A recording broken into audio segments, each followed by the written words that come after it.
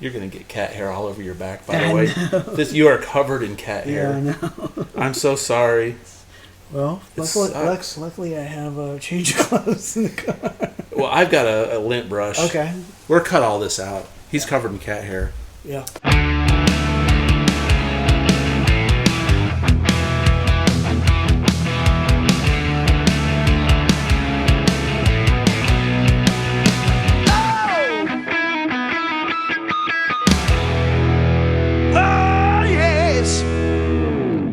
Hey everybody, welcome back to the channel. Today we're going to do something different. I've got my friend Anthony over at Ranch 5150 Skinwalker, and we're just chilling today. Anthony used to live here in Nashville, and he lives in Atlanta now, in that surrounding area. So Anthony and I have been friends, what now, 20 years? At least, maybe a little bit more. Maybe a little bit longer, yeah. Well, when I was in Slippery When Wet, which was an Atlanta-based Bon Jovi tribute band, which they're still playing, I was in that project for several years, and when I decided to leave that project, Anthony took over for me. So that's how we became buddies. My good friend Dion was his roommate, and Dion introduced us, and the rest is history. Yeah. So we've been friends ever since. So I got Anthony geared up for that gig, and we've just been buds ever since. But Anthony had a chance to come up to Nashville this weekend and visit me and Dion and some buddies. So he came over to the studio today, and I thought it'd be a good time to do an interview. Thought it'd be fun to have a little chat. Yeah, man. So thanks for coming over, dude. Yeah, thanks for having me. It's good to see you again. The last time I saw you face to face was, I would say it's been at least like 10 years. Probably. Yeah, at least. We've kept in touch, though. Yeah, we talk all the time. Yeah, we talk all the time, but I haven't seen you face to face since, I think it was when one of your last shows was Slippery, when you guys played like the Mercy Lounge. Mercy Lounge. Yeah. Yeah, I think that's when I saw you guys, and I saw everybody.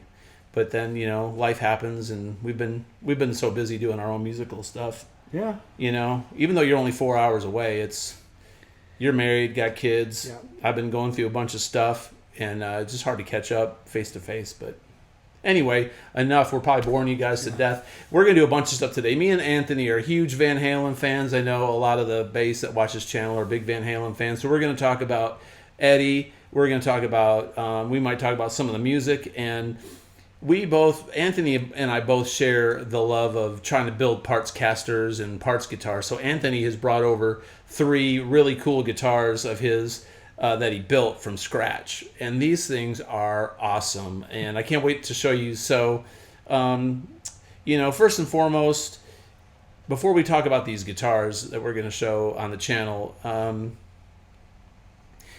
what is it about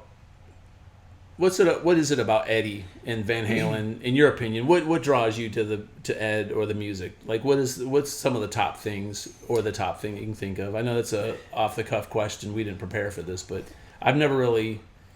You weren't a fan for a long time. I mean, I wouldn't say I introduced you to the band, but you weren't. You liked them. I always liked Van Halen, but you got in deep. And I was yes. Like within the last 6 years, I'd say you got in mega deep. Yeah. Yeah. I mean, he's always been, in the top 5, for me. But I guess what drew me to Edward and what drew me back to him was just like his authenticity, his innovativeness. He seemed like he was just like a regular dude. Like he could sit here on the couch and rap with us. Yeah. Yeah. And he was like a really cool dude, like one of the buds that just shredded and was really authentic in what his playing style and what he evoked. Is that what you're saying? Just came out natural and resonated with you on a level that did other players didn't. And there was no rules with him. He's always said that. You can catch a lot of interviews with him. It's like he's always talking about it's not about music. Not music theory, not music fact. It's it's theory. It's fluid, and I think that like Eddie was fluid with his musical career, with the way that he chased tone, with the way of like trying out different things. He wasn't bound by any sort of. It's almost like if he thought it sounded good, then he just played it. Like he didn't. We talked about this earlier today. Going to eat lunch, we talked about, when people come at something at a different angle because they may not be thinking it from a clinical standpoint. They're looking at it strictly from an artistic standpoint. Like they don't have any parameters. They can paint inside the lines and outside the lines. They just follow their bliss. Yeah. And with Eddie, when he played linear passages in certain phrases, a lot of those notes were, quote, wrong notes. I hate to say the word wrong notes because but when you look at some of his scales, if you break it down, it's like, well, that note really shouldn't be in this key and neither should that. But he uses them like accent notes and grace notes and their color tones, and the way he used those shapes were original to his style. Yes. Right? And that's why he's so hard to replicate, because I think a lot of us think about, we're in G minor, we got to play this box shape for G minor. Sure. And I think, of course, Eddie thought about stuff like that. He knew the shapes, but a lot of times he was looking for, 3 notes per string. What can I do? How can I make this passage sound musical? He thought about it more from a musical aspect than how am I going to create this music? How am I, like a clinical standpoint, I think. That's but I guess that's where you're going with an answer. Well, yeah, he's just one of those classic. I don't know. He's like a street fighter. I don't know what to, like some I don't know. You know what I mean? Like of that. Those, you think about iconic guitar players, whether it's Clapton or Hendrix or Stevie Ray Vaughan or they weren't they studied the craft and they spent hours and hours and hours developing the craft, but it was to kind of develop their style and kind of and to be something other than their heroes, right? So, I agree. But by the way, my German Shepherd's walking around the room. She's decided to come in here. So if you hear panting and breathing, it's my dog. I don't know why she's decided to make an appearance. Come here. She's like, no, I don't know what's going on in here. Yeah, we talked about this earlier today with Eddie creating, just the way he brought so much to guitar and amplifiers today that we wouldn't have if it weren't for Ed. This topic's been talked about ad nauseum on so many channels, but it bears repeating again. The whole one pickup, one volume knob, carving out a super strat, putting a Gibson pickup in a super strat, to what led to the development of the Floyd Rose tremolo, the attenuators on the amps. The list goes on and on. Zero friction volume pots. He was a tinkerer. He was like a mad scientist that I don't think he really knew what he was doing. He just knew what result he wanted to get out of it and kept destroying guitars and stuff until he finally got it right. And then once he got that final product right, it was like, here's what you do. Well, that crazy whammy bar dive stuff on those first 2 records. Well, really the first one, without a Floyd. Right. Figuring out how can I do this thing, he needed it to do something where you couldn't go to a store and get that guitar. So it's like he had to hack and cut. And you do the oil, the 3-in-1 oil on the, I don't know, was it like a brass nut on the original? I don't know. I'm not sure. Yeah. I think he just filed the nut slots and put oil in it and just made the grooves bigger so it wouldn't bunch up, the strings wouldn't bunch up. Right. And me and you listened a lot to that Dweezil Zappa podcast. If y'all haven't subscribed or listened to Running with the Dweezil, it's amazing. But you and I got really into that during the pandemic years. Yeah. That was kind of, and he put out an episode every 3 months and it's so good. But I learned on one of those episodes, he talked about there's certain songs where Eddie would be out of tune, and you would hear he'd do like a whammy bar dive, and there's a thing that Eddie does where he pulls back or he does some kind of a weird thing, but it's because he was pulling his guitar back in tune. So did he like for the early ones, did he float the trim a little bit so if it went out he could yank back on Evidently, there's a thing that you can hear on the first couple of Van Halen records where he does where after a solo where he does something really aggressive, you'll hear him do a whammy bar dip or a dive or something like that, and it pulls the guitar back into tune. Yeah. Right.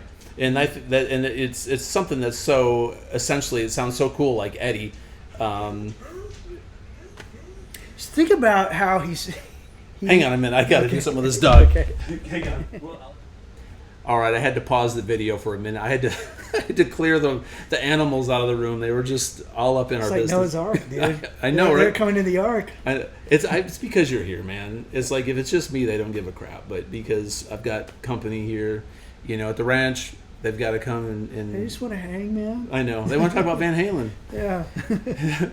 But what we were talking about Eddie bringing the guitar back into tune with the tremolo system and, doing some certain things on his solos to keep the guitar somewhat intonated and tuned during his solos and stuff. Well, just everything about it, like he was the first to do so much stuff. Like the striping of the guitar thing is a big one, and then it's not really wanting people to copy that for a long time.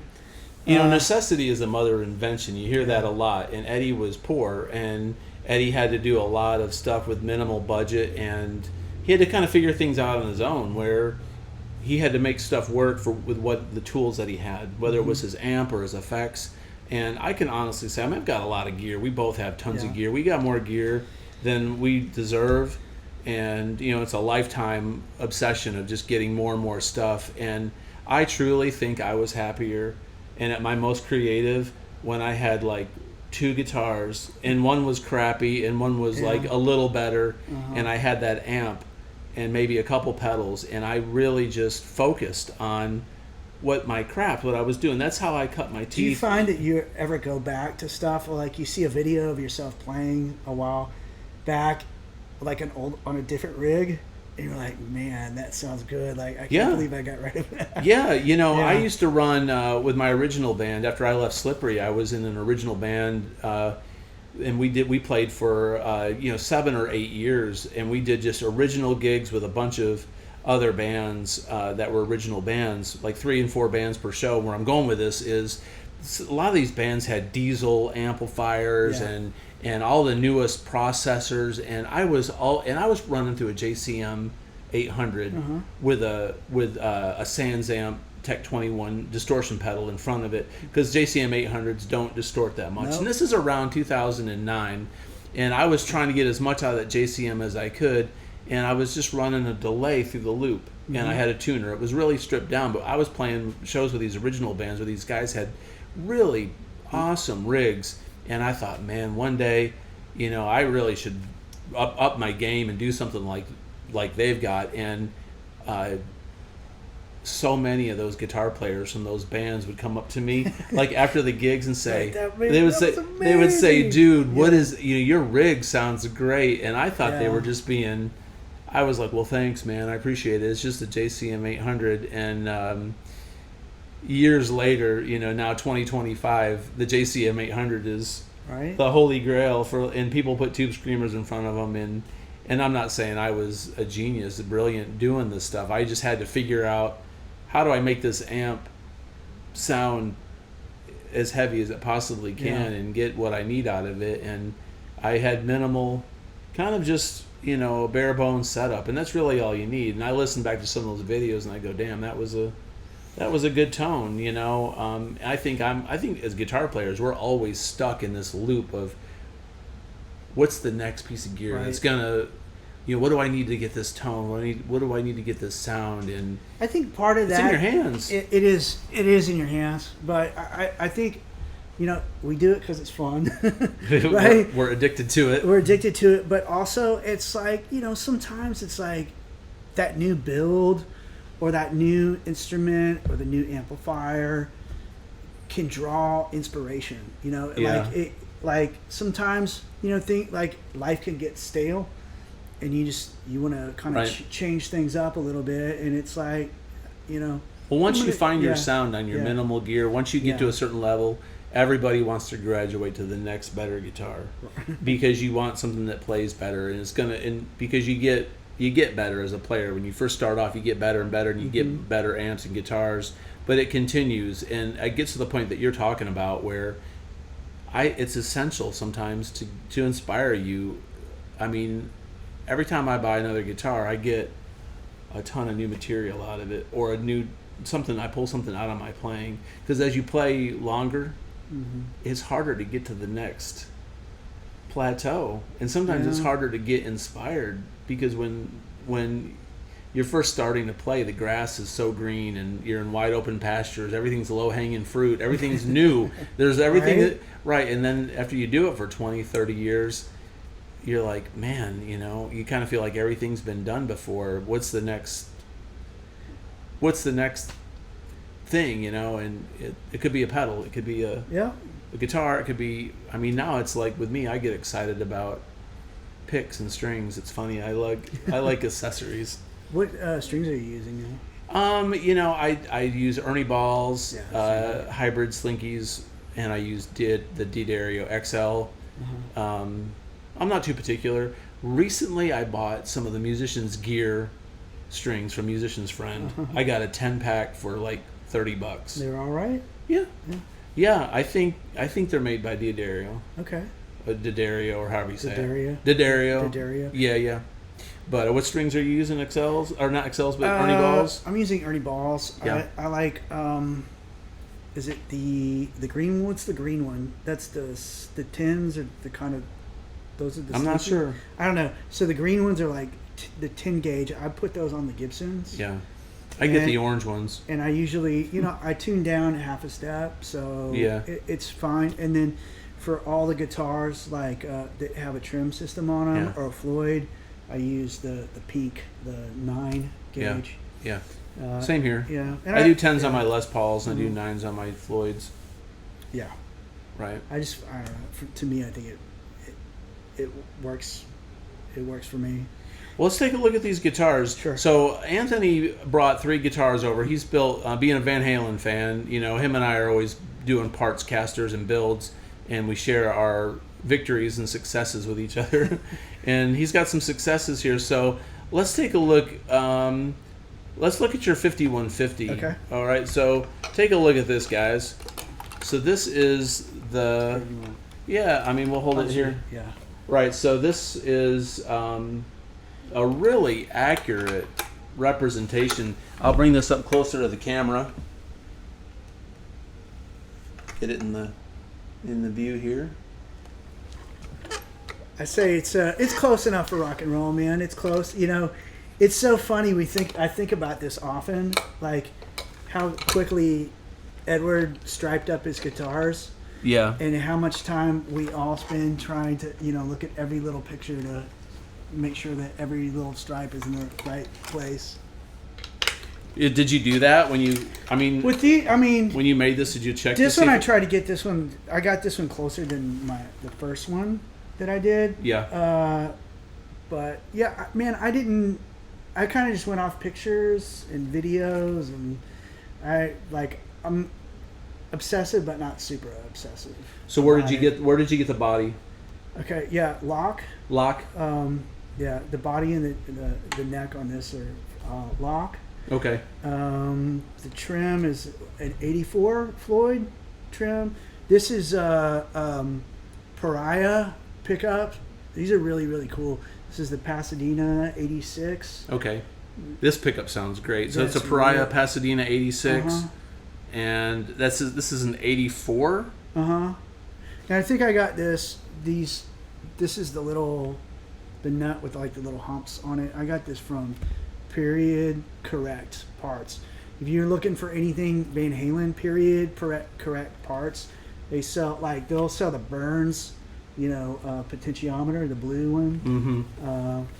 I like how you even relic the stinger on the back. Yeah. It's like from being played. Yeah, the relic job on this looks really nice, man. This is cool. I had to reach out to our friend Dion, ask him for tips. Yeah, our friend Dion Edge here in Nashville. He's the pro. Yeah, he's a pro, man. He's made me a lot of replicas, and yeah, I'd say he's probably our inspiration for doing this. Really, I mean, because we saw what he could do with it, and we're like, well, let me try it. You know? And it's fun. Yeah, like you and I we're tinkerers, man. So right. So I've got my Friedman plugged in. I don't know how loud this is gonna, if this is gonna really broadcast well, but let's try it out.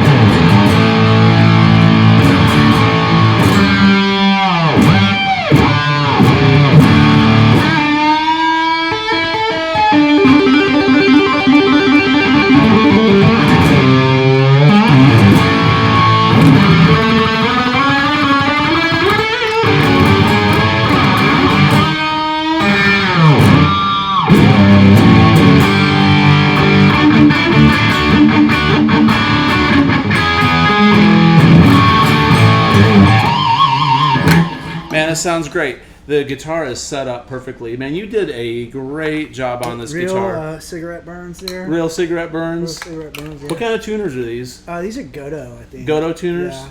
I think, Wow. Which is great. I mean, great stuff. I can't remember. I know that neck plate, it's the same serial number.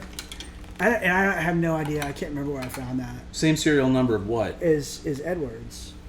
Oh, really? Yeah, and I the same. And that's a Kramer plate, I see. Yeah, the same for the Frankie. I know it's the same serial number. All right, well, let's take a look at the Frankie. Yeah. Let's take a look at that. Okay. Now, this Frankie is a lock body and neck as well. Yeah, this is the first one that I did. I tried to get the paint right, too. This is Toyota red.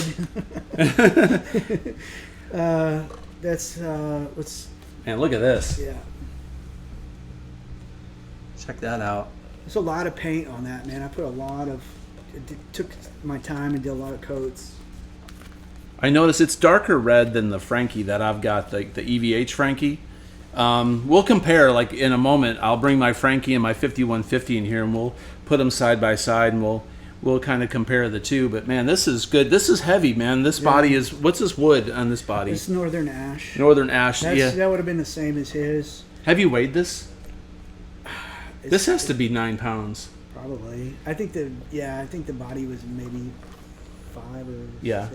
I would say that guitar, the 5150, is probably around 7.5. It's light. Yeah, it's pretty light. That's Swamp Ash. This is as heavy as a Les Paul. I like that, but this is definitely. That's why I have the kind of wide strap on there. Yeah. So that one's in standard. This one's in E flat.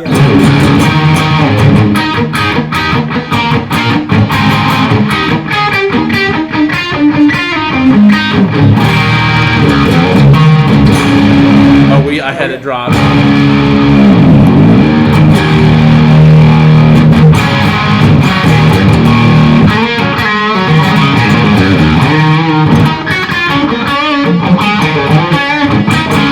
So what kind of pickups are in this? That is the bare knuckle VH2. VH2. Yeah. Okay, that guitar has a brighter sound than this one. This one's... It might be the wood. Like, this is... I think it's a denser wood. That's Swamp Ash. Yeah. This is Northern. So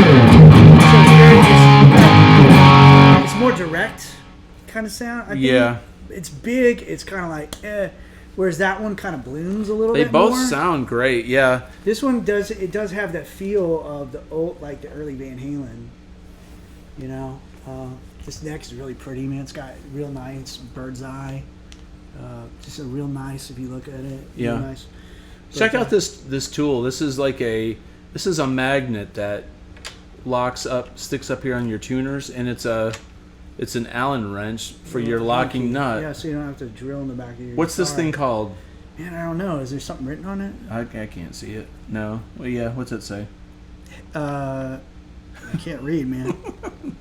Head hider. Head hider. Head hider.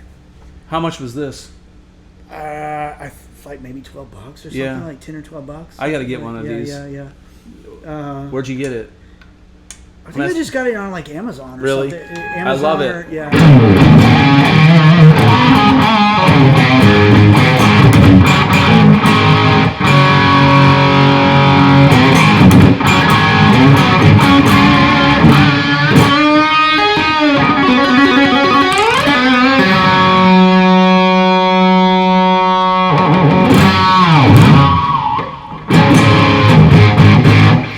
cool. You know, I got to put the tape on my guitars. I like how you've got the tape with your. Yeah, that's my picks up. band. My band name. Oh no, that's my. This is Tones. That's your my nickname. Yeah. Cool. All right, so now check this out. This is a special treat. Look at this next Van Halen replica. This is crazy. Now I'll clarify. You're not trying to rip anybody off. You're not trying to like sell this or no. And these were simply done, I would say, out of love, like just trying to do your own Frankenstein. Of course, right. And this also is probably the same thing, but if you get a Music Man Van Halen, they're also like 5,000-6,000, which is a little bit ridiculous. It's a little bit out of my I didn't have enough change in my sofa for one, so right. But this is as exact as I've ever seen replica of a Van Halen Music Man. I mean, look at this. It's even got the Van Halen signature on the headstock. That's a real neck plate. Yeah. On the back, it's a real Ernie Ball neck plate. These are Tone Zone pickups, correct? Yeah, DiMarzio. So Tone Zone, and then Air Norton. Okay. And then, dude, I found a guy on Instagram. He goes, I think he goes by just Ernie Ball Music Man something or other, and he makes these welded eye hooks. Yeah. So that's just like Edwards. Where'd you get the body? I got it from Locke. From Locke. And Locke painted this for you, right? Yeah. Locke painted. So this is a professional paint job. Yeah. Yeah. So Locke painted this. If you don't mind me asking, the body was probably about 400. Yes, somewhere around that, maybe a little bit more than that. Yeah. Probably closer to 200-300 to get it painted. So I mean, it's not This is not a cheap process, but it's cheaper than buying obviously. No, yeah. I mean, I've got to. We were talking about. I probably have 15-ish. 1,500 in it. And yeah. Maybe a little. Maybe I had to buy a couple of parts twice because I screwed up on the toggle switch. The switch. If anybody's ever messed with one of these guitars, the Ernie Ball Music Man, the little eyelets where you solder all the your points. And everything, they're real hard to see. It's real small. Yeah. And if you screw up, you can mess up the whole switch. You burn the switch out. So I have one. My Red Music Man's got a switch that needs to be replaced, and I looked at it and I'm like, "There's no way I can do that wiring. Like it's too. There's not enough wire." I think you could. I think you just got it. My problem was, it's like you and I are the same way. It's like I want to play the thing, right? I want to get it. Like I want to take my time, but I want to play the thing, and I think I just got a little bit carried away at first. And, I should have bought the switch and had it ready. So when you were up here, I would have been like, "Since you've done this, hey, can you do this?" Yeah. All right, so let's check this one out.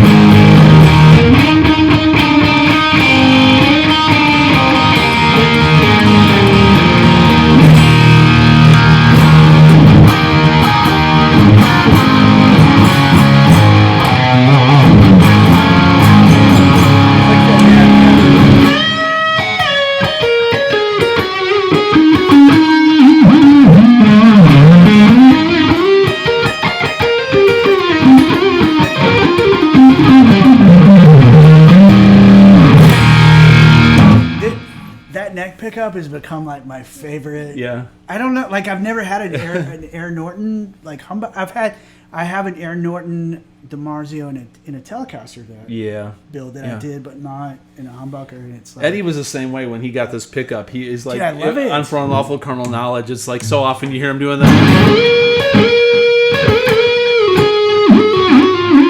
You can tell Eddie was totally jazzed about it. It's such a nice pickup. This sounds like the real deal. The only thing that I would, if I pick this guitar up, I notice the back of the neck isn't as glossy feeling as the Music Man. So I would think you had sanded the neck down, but I really couldn't tell the difference in sound and tone. I mean, this this is a scary good replica, but I'm glad that, I mean, you're going to keep this forever. You're not going to try to fool anybody with this. Is your baby to play live, and the good thing is I don't play mine. I'm afraid mine are going to get dinged up. You can play this and not worry about it. No. I mean, of course you don't want it to get messed up. No. But if it's it's a player. Yeah, and the wood is, it's the same woods, right? Yeah. It's the basswood body, maple. It's a maple cat or top. It's not a veneer. It's a beautiful finish. Yeah, it's a really pretty top. And you know what? I'm really digging the Godot, man. They're nice. I'm a Floyd guy, and this is my first introduction to that. And, Yep. And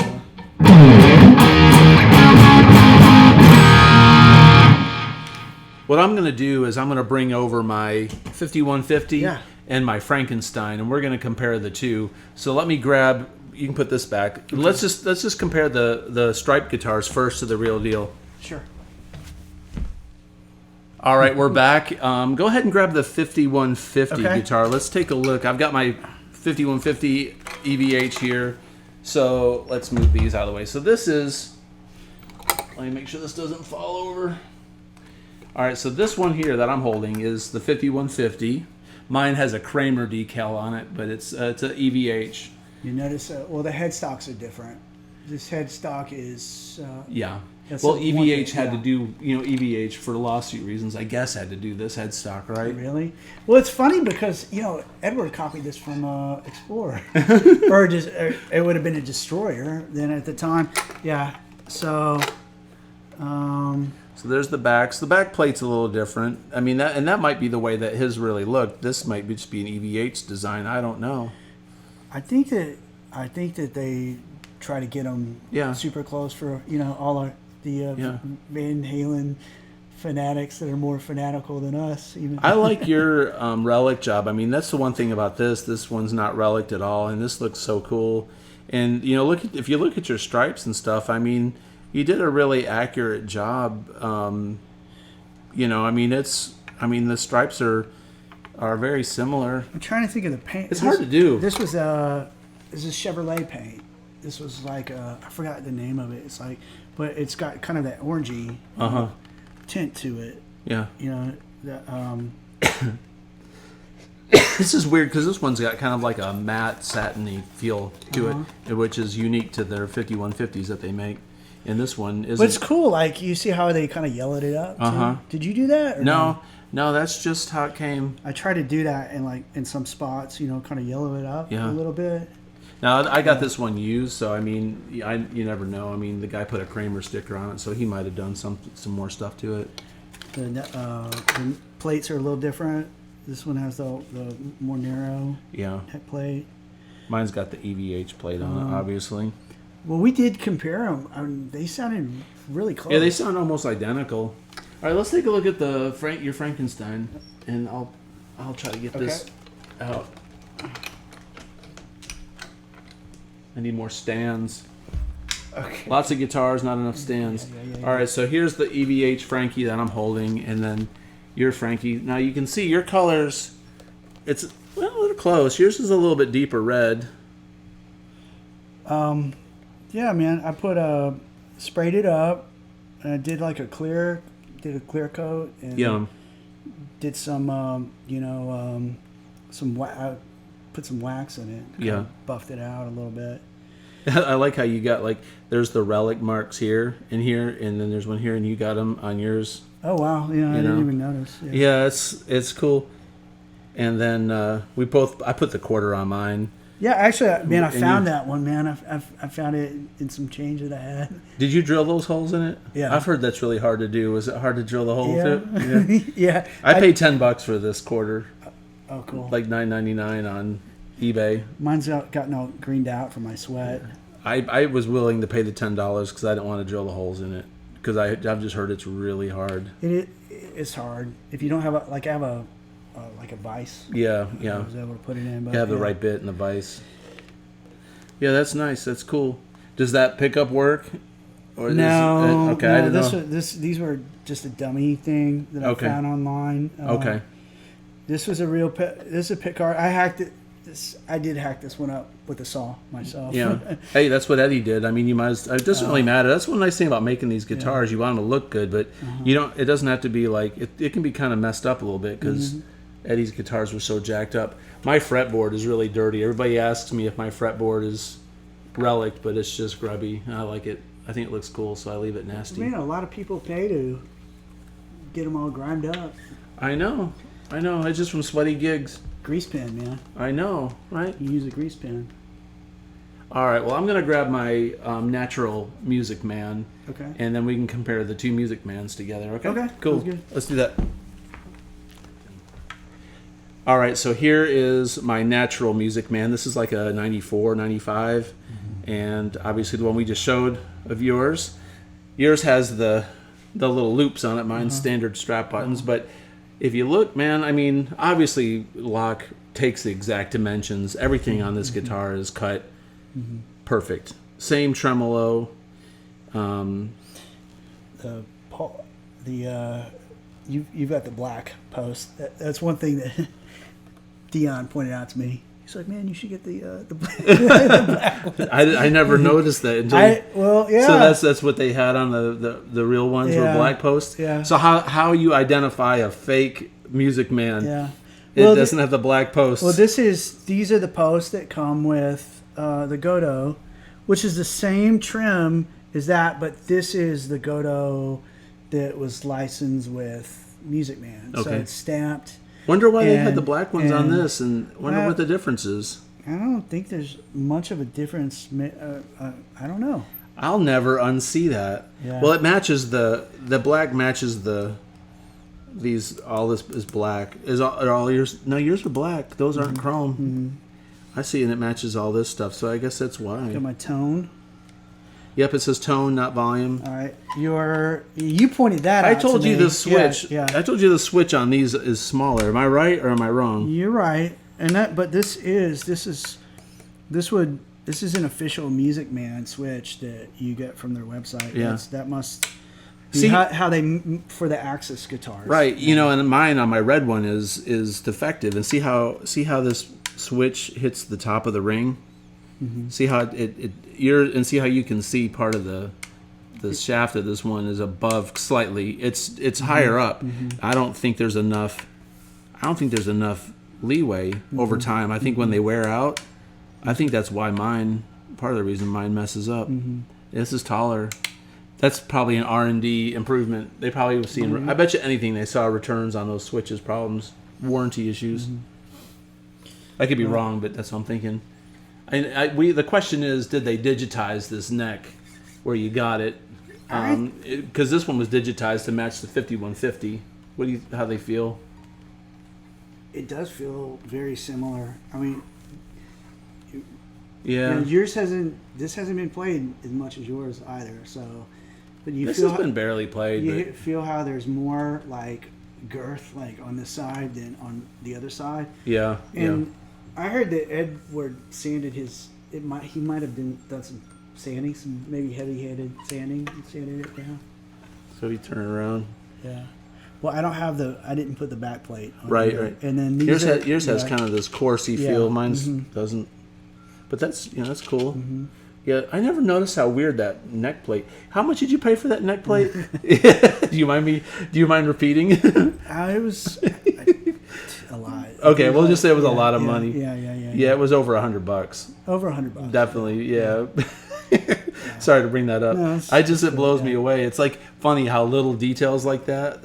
Well, you want it. It's like the finishing thing, the finishing touch, the cherry on the sundae. It's like if you were making a Rolls Royce and you needed the hood emblem, the hood ornament. Yeah. Or everything's there, but it's Right. like that one thing that. It's the one thing that's going to bug you. And you're going to pay up for it. Whoever's got them. There is some guys out there that make these neck plates now to just be plain. Yeah. The guy that did the welded eye hooks does the neck plates. He's on Instagram.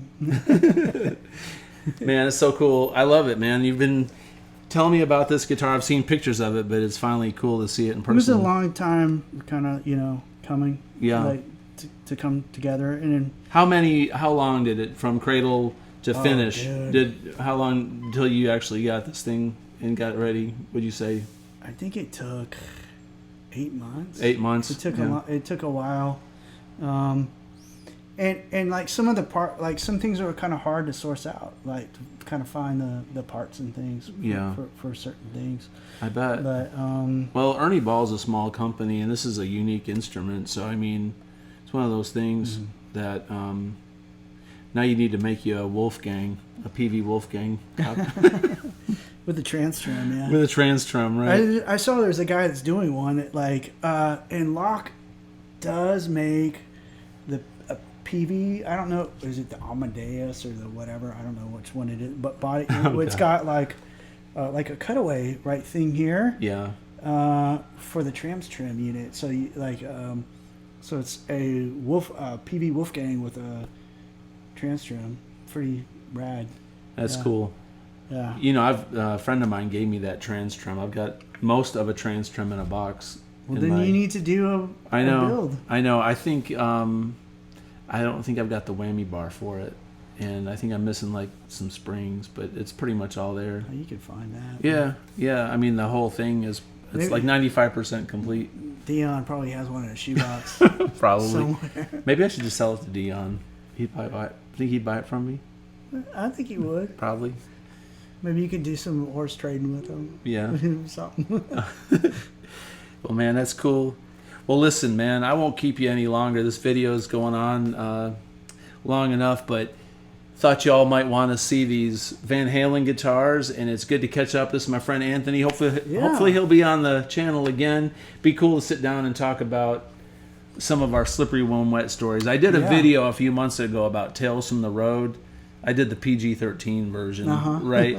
But yeah, we've got a lot of funny stories and things we could talk about. We'll have to do a Zoom interview, man, and do some, because there's a lot we could talk about Slippery. Both of us, we learned a lot from, the most we got from that gig was all the shows we played, the places, and just, it was a great learning experience. Totally. That helped shape us both, Yeah. I think, in our professional Totally. years later. Yeah, I totally agree with that. Yeah. Great times that, I'd never trade for anything. But yeah, I think we learned a lot, man. I know. Like this. Well, that's what it's about, man. Playing, being happy, learn, keep learning, share music, share the love, and it's joy, man. It brings joy. Right, like, it brings joy. Little things like this, and we get to hang out and right. All this AI stuff that you see on the internet and YouTube, is it's lame, and that's one thing about this channel. You'll never see AI on this channel, and we're gonna try to keep the art alive and talk to real musicians and talk about stuff that I truly enjoy, and hopefully it resonates with the viewers. So I know you're like that too, so that's why it was important for me to document this moment with you being here. So, dude, it's good to be here, man. Yeah. It's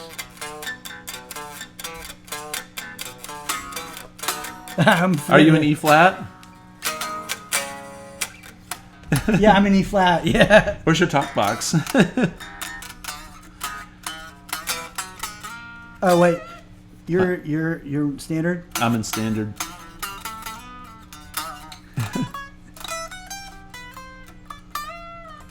Show off. No, yeah.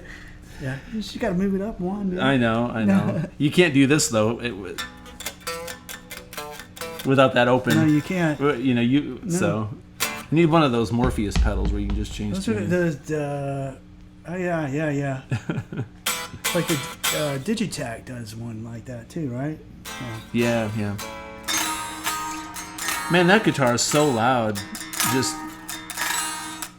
Yeah. Now, one thing, your action is slightly higher than this, and I'll tell you, Eddie, I've played some of Eddie's guitars, and Eddie's action was high. Eddie's action wasn't like brutally high, but Eddie had his action high, and when you have higher action, your guitar snaps more. I think so. And that's one reason I think his tone was so percussive. I mean, his right hand technique was so good, and he was so aggressive. But it really adds a lot to your tone. If your action's really low, it just doesn't. It's cool and it's fine, but the tone is different. Like you can just tell Like hit that E chord again. Yeah. And this is tuned down too. So, Yeah. Yeah. Yeah, it's super resonant. So, and it's the same wood. It's the same neck wood. Everything's the same. And it's just, that one is like. I've heard a lot of guys talk about that too. Yeah. The having the string height up a little bit. Yeah. I know John Norum from Europe does that. I think Ingve. It's like you almost have to find that happy spot where it's not so high you can't play it. Yeah. But it's high enough where it resonates, and then once you get used to it, you can play it, And like you said to me, well, I like this way the action is, and I was like, dude, this is high because I'm used to it being really super low, but I'm like, I get it because some of my Les Paul action is a little high, and I'm like, I know what you mean. Do you ever play any slide? Yeah. Sometimes Yeah, you got to have your action a little on the high end. A little high. I mean, I'm not. Mine's not super high, but. Yep. When you play slide, do you play to a chord, or do you play it tuned like regular tuning, or do you play open? I play it just in a regular tuning. Really, I can't do that. I have done it. I got to be tuned to a chord. I cheat, like almost everybody, How many guitars can you bring out? Right. I know. I mean, that's the one thing about when you play in an original band. If you start writing all these cool songs with all these alternate tunings, and you're like, well, I got to bring a guitar for that, or I got to put that in the set where I can tune it or have it ready to go, because obviously I don't have roadies. No. I don't have a tech. Well, anyway, dude, I appreciate you coming in. Thanks for doing this. Thank you for watching. Yeah. Once again, this is Anthony. What's the name of your band? We'll plug your band. Yeah, it's Nick and the Knacks. Nick and the Knacks. Spell like K, like the band The Knack. Like yeah, and you guys specialize in like 80s covers and 90s covers for the most part, right? 80s, 90s, 2000s. And some original stuff? Yeah, we have some original stuff on like all streaming platforms. It's, it's kind of iconic sounding rock and roll kind of stuff. Are you guys on Instagram or? Instagram, YouTube. I think there's a Facebook channel. I'm not on Facebook, but there's. I'll put the links in the description. So if you're interested in Nick and the Knacks, check Anthony out in Atlanta, and we're former Slippery When Wet brothers, and we're great buddies. So anyway, if you like this kind of content, please consider subscribing. Comment below, and as always, have a great day. Peace out. Peace.